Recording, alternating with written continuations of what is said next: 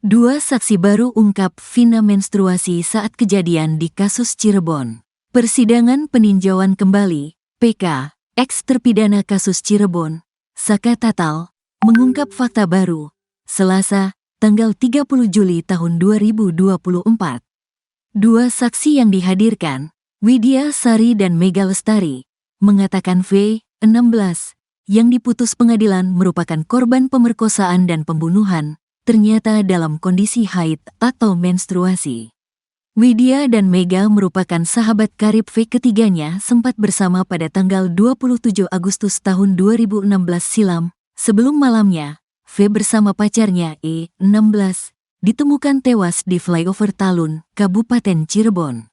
V, lagi haid pak, kata Widya. Widya menceritakan, saat siang hari tanggal 27 Agustus tahun 2016, di rumahnya, V sempat meminta pinjaman uang Rp50.000 untuk membeli pembalut. Jadi siang pas dijemput sama Akau sama Mega, kira-kira jam 2. Baru masuk ke dalam rumah, si Meganya ke WC, si Vinanya bilang begini pak, Wid ada uang gak? Dia bilang begitu. Aku pinjam dong 50.000 aja buat beli pembalut sama Indomie 2, kata V seperti diceritakan Widya di Pengadilan Negeri Cirebon. Sidang PK Saka Tatal. Farhad Abbas, kuasa hukum Saka Tatal, menegaskan soal kondisi V yang sedang haid. Menurutnya, hal itu penting, sebab V diputus korban pemerkosaan dan pembunuhan 2016 silam. Yakin, V lagi haid, karena saya nyuci darahnya, kata Mega gantian menjawab. Mega mengaku mencuci pembalut bekas V yang tertinggal di kamar mandi rumah Widya pada malam harinya. Saat itu, V sudah tidak di rumah Widya karena dijemput pacarnya. Kan saya pulang main dari pacar saya kurang lebih jam 10 malam, saya balik lagi ke rumah Widi.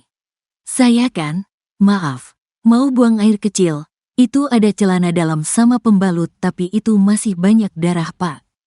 Nah kan saya risih gitu tuh pak, saya siram-siram. Ini pembalut punya siapa jorok banget kebiasaan enggak pernah dicuci ini. Gitulah pak. Nah terus kata Widi, itu tuh, anak itu, V, gitu pak, kata Mega.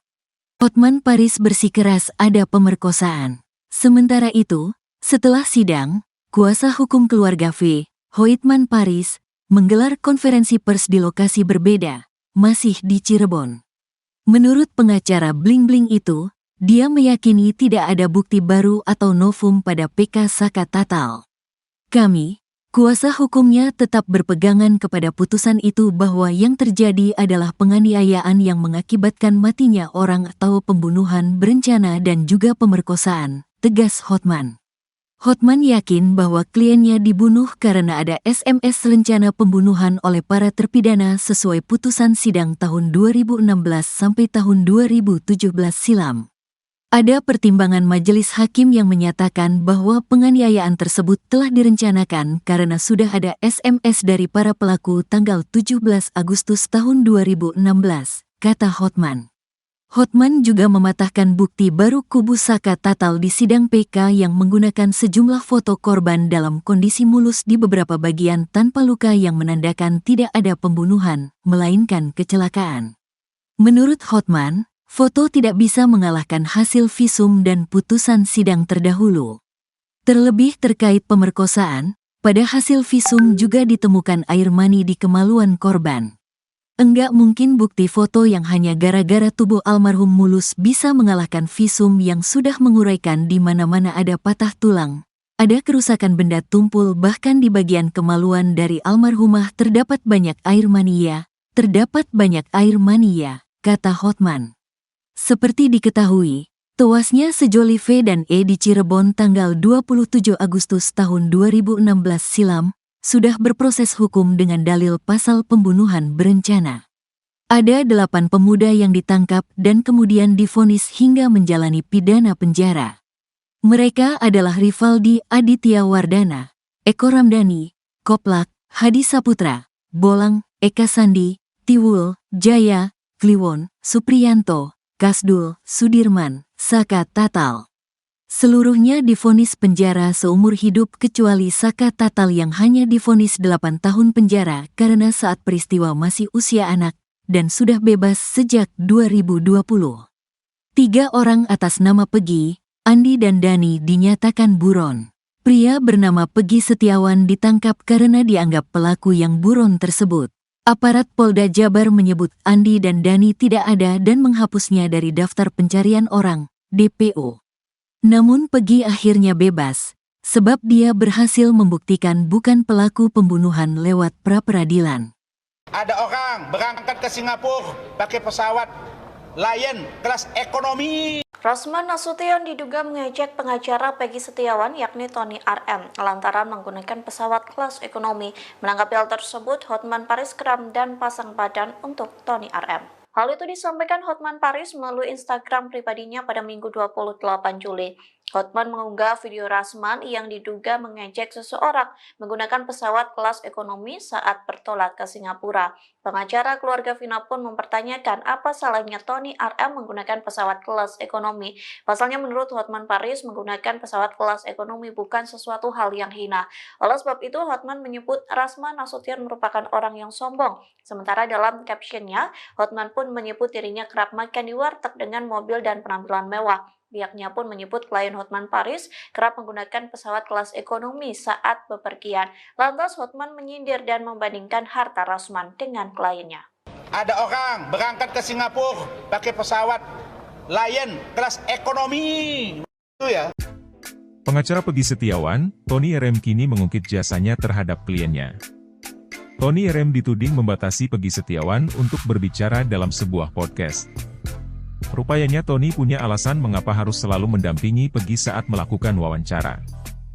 Menurut Tony, Pegi Setiawan masih belum lancar berbicara dan cenderung terburu-buru. Ia bahkan menyinggung jasanya saat berhasil melawan serangan Rasman Arif Nasution terhadap Pegi beberapa waktu lalu. Tony menilai bahwa Rasman terlalu mencecar kliennya hanya karena perihal tato. Tony juga menyebut bahwa Pegi Setiawan juga masih sulit menjelaskan apa yang ia alami. Hal ini pernah terjadi saat Pegi mengaku kenal dengan 8 terpidana lain selain Sudirman. Padahal menurut Tony, maksud Pegi Setiawan yakni mengetahui namanya dan pernah bertemu. Apalagi sebelumnya Pegi juga sempat mengaku tidak kenal selain Sudirman. Tony mengatakan perkataan Pegi Setiawan tidak konsisten hanya antisipasi. Itu juga yang menjadi pertimbangan para penasihat hukum untuk mendampingi Pegi Setiawan meski telah bebas dari penjara.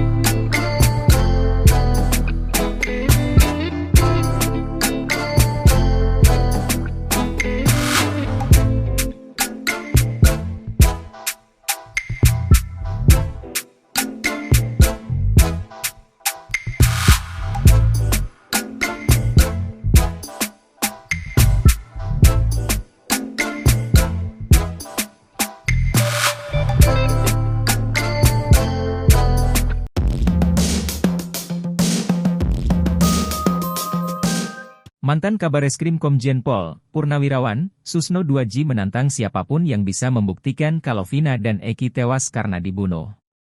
Sebab hingga saat ini Susno 2J masih meyakini kalau Vina dan Eki tewas akibat kecelakaan, bukan pembunuhan. Hal itu dikarenakan belum ada bukti kuat kalau kasus itu adalah pembunuhan. Susno 2J akan memberikan uang 10 juta rupiah bagi siapa saja yang bisa membuktikan kalau Vina dan Eki dibunuh.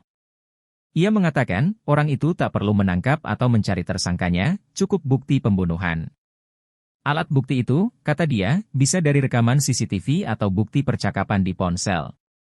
Menurut Susno 2J, kasus kecelakaan Vina dan Eki yang ditangani Polres Cirebon di Kabupaten tidak mengusut ke arah sana. Hal itu terlihat pada bukti-bukti yang ada di TKP penemuan Vina dan Eki pada malam kejadian. Sehingga peristiwa itu disimpulkan sebagai kecelakaan tunggal. Bahkan Susno 2J yakin bahwa penegak hukum memiliki pandangan yang sama, bahwa kasus ini kecelakaan. Sebab pada malam itu, ditemukan 1 orang meninggal laki-laki, dan 1 orang perempuan masih hidup. Polres Cirebon yang menangani kasus malam itu menurut Susno 2J sudah benar. Sementara kasus pembunuhan yang mengakibatkan 7 terpidana dihukum seumur hidup ini nyatanya tak ada.